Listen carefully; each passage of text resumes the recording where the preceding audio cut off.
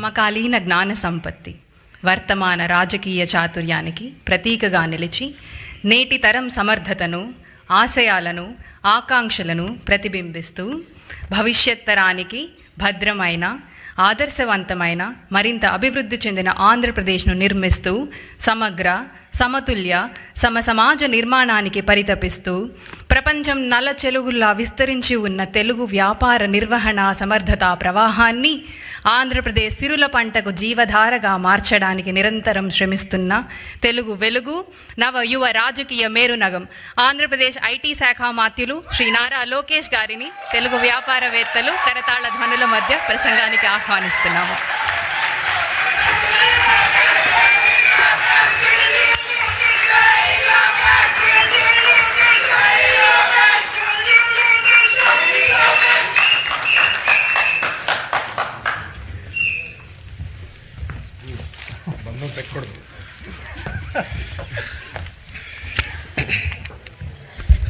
అందరికీ నమస్కారం. కరెక్ట్గా 5 నిమిషాలు ఇచ్చారు, కానీ రామ్మోహన్ నాయుడు తర్వాత మాడతాం కొంచెం ఇబ్బందే. మనోడు మొదలు పెడితే ఆపడు. మిమ్మల్ని అందరూ చూసిన తర్వాత జ్యూరిక్లో ఉన్నానా, జోపాలంలో ఉన్నానా డౌట్ నాకు వచ్చింది. ఎందుకంటే ఈరోజు మండే ఆఫ్టర్నూన్ ఇంతమంది వస్తారని మేము ఊహించలేదు. కానీ సెలవు పెట్టారు, డుమ్మా కొట్టారు. కానీ ఈరోజు గౌరవ ముఖ్యమంత్రి చంద్రబాబు నాయుడు గారు ఏం చెప్తారో అని వినేదానికి పెద్ద ఎత్తున ఇక్కడ తరలి వచ్చిన యూరోప్ ఎన్ఆర్ఐ టీడీపీ సభ్యులందరికీ పేరున నా హృదయపూర్వక నమస్కారాలు.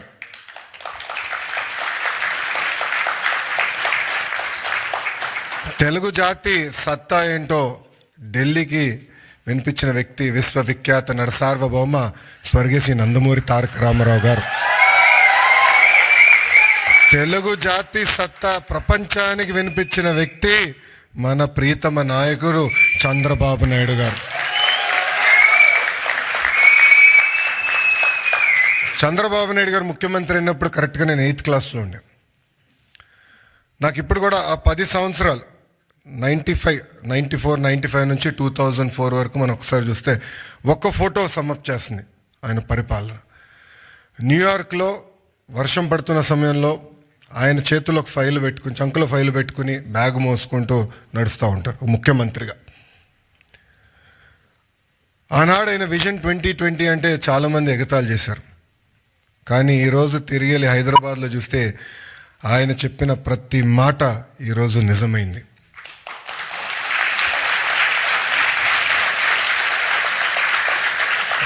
బాబు గారు 4వ ముఖ్యమంత్రి అయ్యారు. కానీ రాము అన్నట్టు మా అందరికన్నా స్పీడ్. సో రాము అడిగాడు, అన్నా నువ్వు ఢిల్లీ ఫ్లైట్లో వస్తున్నావు అంటే, డోస్ నీకు జాలేరా, నేను వద్దా ఫ్లైట్లో, నేను బాంబే నుంచి వస్తానని చెప్పా. కరెక్ట్గా విఐపి లాంచ్లో దిగిన తర్వాత అడిగా రాముని, ఎలా ఉందిరా ఫ్లైట్ అంటే, అన్న పడింది నాకు అన్నాడు. అంటే చంద్రబాబు నాయుడు గారు ఒక సోర్స్ ఆఫ్ ఎనర్జీ. ఆయనకి చాలా అద్భుతమైన ఐడియాస్ ఉంటాయి. ఆ ఎనర్జీలో మనం ఎంత నింపుకుంటాం అనేది చాలా చాలా ఇంపార్టెంట్. కానీ ఒక్కసారి చంద్రబాబు నాయుడు గారి జీవిత చరిత్ర చూస్తే అనేక ఇబ్బందులు ఎదుర్కొని పైకి ఎదిగిన వ్యక్తి. కేవలం రాజకీయాల్లో కాదు, ఈజ్ అ సీరియల్ ఆంటర్‌ప్రెన్యూర్. ఇక్కడ చాలామందికి తెలియదు ఆ విషయం. ఇక్కడ మీలో చాలామంది ఆంటర్‌ప్రెన్యూర్స్ అవ్వాలనుకుంటున్నారు. ఆయన సుమారుగా 4 కంపెనీలు స్టార్ట్ చేశారు, 3 ఫెయిల్ అయినాయి. 4వది హెరిటేజ్ ఫుడ్స్. 3 ఫెయిల్ అయినాయని ఆయన ఏనాడు బాధపడలేదు, ఇబ్బంది పడలేదు, ఇంట్లో పడుకోలేదు. 80% సక్సెస్ అవ్వాలని ఆయన వెళ్ళారు. రాజకీయాల్లో మనం చూసాం, ముఖ్యమంత్రిగా దేశం మొత్తం ఆయన వైపు చూసే విధంగా నాయకుడిగా ఆయన ఎదిగిన, రాజకీయాల్లో హైస్ ఉంటాయి, లోస్ ఉంటాయి. ఆయన ఎప్పుడూ ఆయన హైని లో ఎటు తీసుకున్నారు అట్టనే తీసుకున్నారు. వాస్తవంగా మాకు లోయెస్ట్ పాయింట్ బాబు గారిని అరెస్ట్ చేసినప్పుడు, బహుశా ఇక్కడున్న అందరు కూడా అది మన జీవితంలో లోయెస్ట్ పాయింట్. నేనున్నాను అక్కడ, నేను చూసా ఆయన ఎక్కడ అధైర్యపడలా. చూశారు, జడ్జి వైపు కూడా నవ్వుతా చూసి నడుచుకుంటూ వెళ్ళారు. ఎక్కడ అధైర్యపడలా. 52 రోజులు ఆయన బంధిస్తే మేము వెళ్ళేవాళ్ళం ములాఖాత్కి. మళ్ళీ అక్కడ కూడా మాకు అక్షంతలు పడేది. మొత్తం ఆయన చదివేసేవారు డాక్యుమెంట్లు, నోటింగ్స్తో సహా మాకు చెప్పారు, ఇక్కడ మీరు వీక్గా ఉన్నారు, ఇక్కడ చూసుకోండి, ఇక్కడ జాగ్రత్తగా ఉండండి. ఎప్పుడు అదే పడలా. ఆయన బయటికి వచ్చిన తర్వాత కూడా ఒక సింహంలాగా వచ్చారు. ఆ విజువల్స్ మనందరం చూసాం. ఇది మీ అందరికి ఎందుకు చెప్తున్నానంటే, జీవిత ప్రయాణాల్లో మనందరం అనేక ఇబ్బందులు ఎదుర్కొంటాం. ఒక ఆంటర్‌ప్రెన్యూరియల్ జర్నీ అవ్వచ్చు, పొలిటికల్ జర్నీ అవ్వచ్చు, మనందరం అనేక ఇబ్బందులు ఎదుర్కొంటాం. కానీ నమ్ముకున్న దానికోసం అహర్నిశలు కష్టపడితే మనం ఆశించింది, ఆలోచించింది సాధించగలుగుతామన్న నిజం స్వరూపం గౌరవ ముఖ్యమంత్రి చంద్రబాబు నాయుడు గారు. ఎన్ఆర్ఐస్ అంటే నాన్ రెసిడెంట్ ఇండియన్స్ అంటారు. నాకు మటుకు మీరు ఎంఆర్ఐస్, మోస్ట్ రిలయబుల్ ఇండియన్స్. మీరు యూరోప్కి వచ్చి దశాబ్దాలైనా మీ మనసు ఎప్పుడు ఆంధ్ర వైపు ఉంటుంది. 2019 నుంచి 24 వరకు రాష్ట్రం దారి తప్పిందే, మనం అనేక ఇబ్బందులు ఎదుర్కొంటున్నాం, మన పరువు పోతుందని చాలామంది నన్ను కలిశారు, నాతో మాట్లాడారు, నాకు వాట్సాప్లో మెసేజ్ పెట్టారు. వాళ్ళందరూ ఒకటి చెప్పా, కలిసికట్టుగా పోరాడితేనే ఆ సైకోని మనం తరిమి కొట్టచ్చని. అది చేసి చూపించాం, కలిసికట్టుగా సాధించాం. 93% కాదు రాము, 94% సీట్లు మనం గెలిచాం, 1% తగ్గించాం. అది మనందరి కృషి. ఆ 5 సంవత్సరాల్లో ఇక్కడున్న మీ అందరి సహకారంతో అనేక సంక్షేమ అభివృద్ధి కార్యక్రమాలు కూడా మనం చేశాం. అమరావతి ఉద్యమం కానివ్వండి, దాని తర్వాత ఇప్పుడు చూపించినట్లు యుక్రెయిన్లో తెలుగులు ఇరుక్కుంటే వాళ్ళని తిరిగి భారతదేశానికి తీసుకొచ్చి బాధ్యత తీసుకున్నాం. అంతేకాకుండా మన రాష్ట్రంలో ఉన్న తెలుగులకి ఎడ్యుకేషన్లో కానివ్వండి, హెల్త్ కేర్లో కానివ్వండి ఉద్యోగాలు ఉన్నాయి, మీరు ట్రైన్ చేయండి అని చెప్పి పార్టీ ఆఫీస్లో ఎంపవర్మెంట్ సెంటర్ ఏర్పాటు చేసి కార్యకర్తలు వాళ్ళ పిల్లలకి ట్రైనింగ్ ఇచ్చి ఇతర దేశాలు కూడా పంపించిన వ్యక్తులు మీరు. అందుకే నేను హెచ్ఆర్డి అదేవిధంగా స్కిల్ డెవలప్మెంట్ మంత్రి అయిన తర్వాత ఒక ఆర్గనైజేషన్ ఉంది, అది ఉందని కూడా నాకు తెలియదు వాస్తవంగా. ఆ ఆర్గనైజేషన్ పేరు OMCAP, overseas manpower corporation of Andhra Pradesh. అదొకప్పుడు బాబు గారే బ్లూ కాలర్ వర్కర్స్ అంటే కన్స్ట్రక్షన్ వర్కర్స్ మిడిల్ ఈస్ట్కి వెళ్ళేదానికి ఒక ఆర్గనైజేషన్ ఉండాలని చెప్తే మేమందరం కూర్చొని చర్చించి బాబు గారితో కూడా చర్చించిన, లేదో అది బ్రాడర్గా చేయండి, ఎక్స్పాండ్ చేయండి. ఇప్పుడు ఏదైతే మీరు ప్రజెంటేషన్ చేశారో మన తెలుగు ప్రపంచం మొత్తానికి ఎట్లా ఎక్స్పోజ్ చేయాలి, ఆపర్చునిటీస్ ఎక్కడున్నాయి, అది ఒక భాగం అవుతే ఇతర దేశాల్లో ఉన్న తెలుగులో తలసరి ఆదాయం డబుల్ ఎట్లా చేయాలి, దానిపైన మీరు ఫోకస్ చేయండి అని ఆదేశాలు జారీ చేసిన వ్యక్తి గౌరవ ముఖ్యమంత్రి చంద్రబాబు నాయుడు గారు. అంటే ఆయన ఎప్పుడు కూడా మన గురించి ఆలోచిస్తారు, మన భవిష్యత్తు గురించి ఆలోచిస్తారు. తెలుగులో ఎక్కడున్నా అన్ని రంగాల్లో నంబర్ 1 ఉండాలనే లక్ష్యంతో ఆయన పనిచేస్తారు.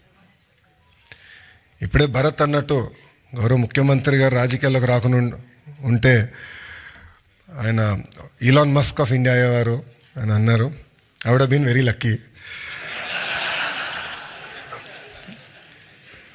Are unlucky, I don't know. ఎందుకంటే చంద్రబాబు నాయుడు గారితో పనిచేస్తాం తేలికైన పని కాదు, అంత తేలికైన పని కాదు. మేమందరం నవ్వుకుంటాం, అంటే ఆఫీసర్స్ మేము రాజకీయ నాయకులు అందరూ కూర్చొని మాట్లాడుతుంటే సూర్యుడి దగ్గర నుంచి ఆప్టిమల్ డిస్టెన్స్లో ఉండాలని. సూర్యుడి దగ్గరికి వెళ్తే మాడి మస్ అయిపోతాం, సూర్యుడి దగ్గర దూరంగా ఉంటే చల్లగా ఉంటుంది. అంత ఎనర్జీ ఉన్న వ్యక్తి చంద్రబాబు నాయుడు గారు. అంటే అహర్నిశలు పనిచేయాలి, సమాజానికి సేవ చేయాలి.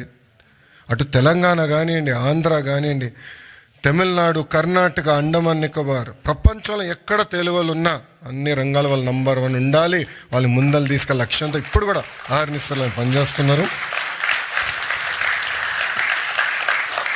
ఇప్పుడే రాము అన్నట్టు మన ఎన్నికల్లో అందరం కలిసికట్టుగా పనిచేసాం. మీలో చాలామంది తిరిగి భారతదేశానికి వచ్చారు, నెలల పాటు లీవ్ పెట్టి మా కోసం మీరు కష్టపడ్డారు. అది జీవితాంతం మేము గుర్తుపెట్టుకుంటాం.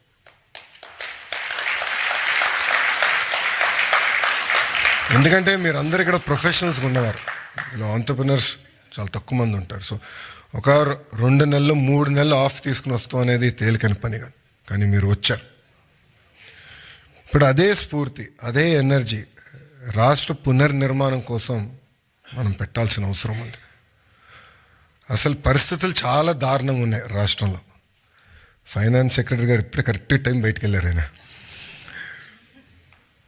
మన ఫీ రీయింబర్స్మెంట్ విషయంలో, ఫీ రీయింబర్స్మెంట్ మనం చెల్లించాలి, చాలా ఆలస్యమైందంటే ఎంత అంటే ప్రయారిటీస్లో ఇది ఇంక ప్రయారిటీ ఉంది, చేయాలి, మనం కంపల్సరీ చెల్లించాలంటే చాలా కష్టపడాల్సి వచ్చింది. అంటే అప్పుల పాలైపోయాం, వడ్డీ కట్టలేకపోతున్నాం, జీతాలు సకాలంగా చెల్లించలేకపోతున్నాం, అనేక ఇబ్బందులు. బట్ బాబు గారు పదే పదే ఒక మాట అంటారు, opportunities are where crisis are. So అందరం మన రాష్ట్రాన్ని పునర్నిర్మాణం చేసుకోవాలి. ఇప్పుడే రాము ఒక మంచి మాట అన్నారు, తెలుగులో ఆంధ్ర రాష్ట్రాన్ని వదిలేసి ఇతర దేశాలకు వెళ్ళి నంబర్ 1 అయ్యారు, కానీ ఆంధ్ర రాష్ట్రం వెనుకబడి ఉంది. ఇప్పుడు తిరిగి రండి, పునర్నిర్మాణం చేద్దాం, కలిసికట్టుగా కష్టపడదాం. 5 సంవత్సరాలు, ఎక్కువ సమయం అవసరం లేదు, 5 సంవత్సరాలు ప్రపంచానికి మళ్ళీ ఆంధ్ర రాష్ట్రం అంటే ఏంటో చేసి చూపించుదామని ఈ సభాముఖం మిమ్మల్ని అందరినీ కోరుకుంటూ, ఇప్పుడే భరత్ చెప్పినట్లు ఎకనామిక్ డెవలప్మెంట్ బోర్డు ఉంది. ఎవరైనా పెట్టుబడులు పెట్టాలన్నా, ఇంటరాక్షన్ చేయాలన్నా ఒక ఆర్గనైజేషన్ ఇప్పుడు క్రియేట్ చేసాం. That will be your single port to call. అదేవిధంగా ఓమ్ క్యాప్లో కూడా కొత్త లీడర్షిప్ తీసుకొచ్చాం, వాళ్ళతో కూడా మీరు కోఆర్డినేట్ చేయొచ్చు. ఇక్కడ చాలామందికి నా వాట్సాప్ నెంబర్ ఉంది, చాలామంది నాకు మెసేజ్ పెడతా ఉంటారు. మీ ఫీడ్బ్యాక్ కూడా మాకు చాలా చాలా అవసరం. కేవలం అభివృద్ధి కాదు, రాజకీయ పరంగా కూడా మీ ఫీడ్బ్యాక్ మాకు చాలా చాలా అవసరం. Time to time me feedback తీసుకుని ఒకవేళ దారి తప్పుతున్నా అంటే మళ్ళీ సరైన దారిలో పెట్టాల్సిన బాధ్యత కూడా మన పైన ఉంటుంది. సో ఆ ఫీడ్బ్యాక్ కూడా మీరు ఇవ్వాలని సభాముఖంగా కోరుకుంటూ, ఒక మిత్రుడు కూర్చున్నప్పుడు చూపించాడు, ఒక అతని పేరు ఎర్ర బుక్ గురించి చూపించాడు. పాదయాత్రలు ఎర్ర బుక్ గురించి మాడితే ఎవడు పట్టించుకోలేదబ్బా, ఎన్నికలైన తర్వాత అది నిన్న దాంట్లో డౌట్ వద్దు. మీరు చూస్తే నేను పాదయాత్రలో చాలా స్పష్టంగా చెప్పా, ఎవరైతే చట్టాన్ని ఉల్లంఘించి ప్రజల్ని కార్యకర్తల్ని ఇబ్బంది పెట్టారో వాళ్ళని వదిలేది లేదు అని చెప్పా. ఒక్క నిమిషం ఆగండి, ఇంకా ఇప్పుడే కాదు. అది ఎందుకు చెప్పానంటే అండర్లైన్ ఉంది అక్కడ, చట్టాలు ఉల్లంఘించారు, నేను ఎస్టాబ్లిష్ చేయాలని. ఇది కక్ష సాధింపు ప్రభుత్వం కాదు, కానీ నేను ఎస్టాబ్లిష్ చేసి యాక్షన్ తీసుకుంటాం. దాంట్లో ఎలాంటి సందేహం మీకు అవసరం లేదు, రిలాక్స్డ్గా ఉండండి, మీరు యాక్షన్ చూస్తారు. ఆల్రెడీ మొదలైంది, పూర్తి కూడా చేసే బాధ్యత మేము తీసుకుంటాం. చివరిగా ఇంకా నేను ఇప్పటికీ చాలా మాట్లాడా, గౌరవ ముఖ్యమంత్రి గారు మైక్ ఇవ్వాలి. చివరిగా మిమ్మల్ని అందరిని కోరేది, గౌరవ ముఖ్యమంత్రి గారు స్పీచ్ అయిన తర్వాత నా కోరిక మేరకు గౌరవ ముఖ్యమంత్రి గారు అందరితో ఫోటోలు దిగుతున్నారు. ఒక్క నిమిషం దయచేసి క్రమశిక్షణతో మళ్ళీ అందరూ చనిపోయిన పడితే మీకు తెలుసు, చాలా జాగ్రత్తగా ఉండాలి. అందరూ డ్యాస్ పైకి రండి, 1 by 1 నీట్గా ఫోటోలు దిగి మళ్ళీ భోజనం కలవచ్చు. ఇప్పటికీ బాగా ఆలస్యమైంది. ఈ మీటింగ్ అయిన తర్వాత మళ్ళీ గౌరవ ముఖ్యమంత్రి గారు డావోస్కి వెళ్ళాలి, ఇండియా పెవిలియన్ ఓపెనింగ్కి వెళ్ళాలి. సో మీ అందరి సహకారం ఉండాలని మిమ్మల్ని అందరినీ కోరుకుంటూ, నాకు ఈ అవకాశం ఇచ్చిన మన ఎన్ఆర్ఐ టీడీపీ సభ్యులందరికీ పేరు పేరున నా హృదయపూర్వక ధన్యవాదాలు తెలుపుకుంటూ మీ అందరి నుంచి సెలవు తీసుకుంటాను. జోహార్ అన్న ఎన్టీఆర్, జోహార్ అన్న ఎన్టీఆర్. చంద్రబాబు నాయుడు గారి నాయకత్వం, చంద్రబాబు నాయుడు గారి నాయకత్వం. జై హింద్, జై హింద్. Thank you.